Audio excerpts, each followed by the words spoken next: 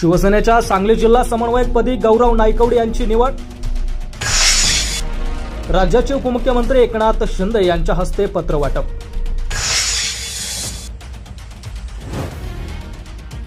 इस्लामपूर विधानसभा मतदारसंघातील शिवसेना शिंदे गटाचे नेते गौरव नायकवडी यांना एकनाथ शिंदे यांच्या आदेशानुसार सांगली जिल्ह्याच्या समन्वयकपदी निवडण्यात आले। इस्लामपूर विधानसभा मतदारसंघामध्ये लोकसभा आणि विधानसभा या दोन्ही निवडणुकांमध्ये त्यांनी बजावलेली भूमिका व महायुतीसाठी केलेलं कार्य लक्षात घेऊन एकनाथ शिंदे यांनी गौरव नायकवडी यांना बळ देणार असल्याचं सांगितलं होतं।